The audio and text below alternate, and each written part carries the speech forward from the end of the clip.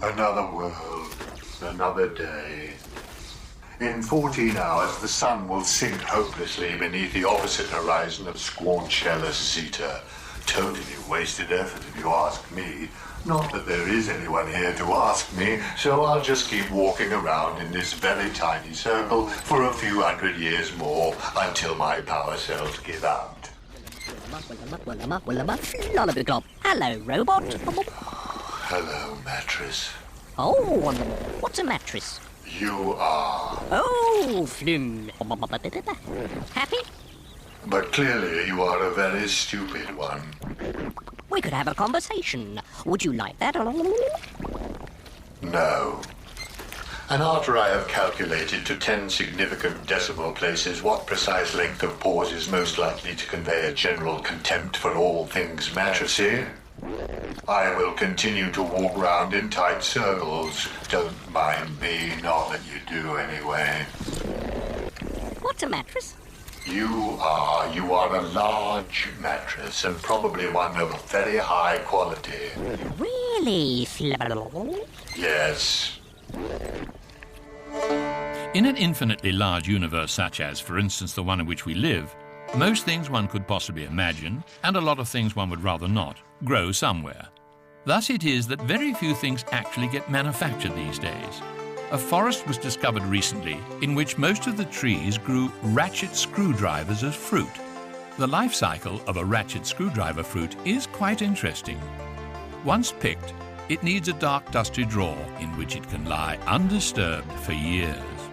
Then one night it suddenly hatches, discards its outer skin, which crumbled into dust, and emerges as a totally unidentifiable little metal object with flanges at both ends and a sort of ridge and a sort of hole for a screw.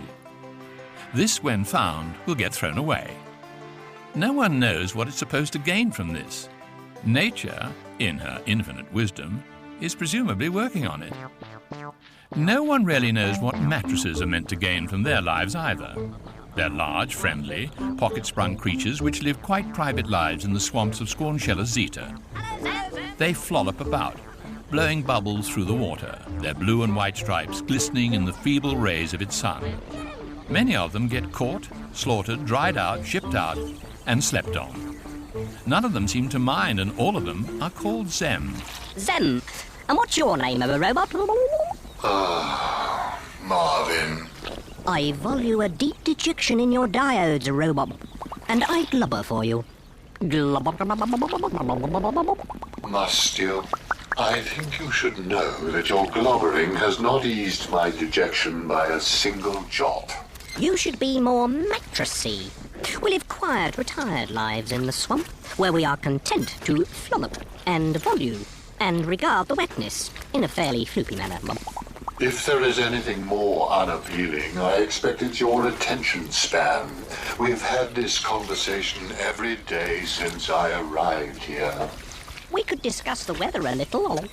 I suppose so. Ahem. The dew has clearly fallen with a particularly sickening thud this morning. If I had teeth, I would grit them at this point. Would you care to come for a flollop? No. Not because I find the concept depressing, which I most certainly do, but because I've been fitted with this infinitely more depressing artificial leg. As it is just the one steel peg, I can only pivot on it in very tiny circles, gradually digging myself deeper into this swamp. Flolloping is therefore not an option. Voon. I feel deep in my innermost sprung pockets that you have something on your mind.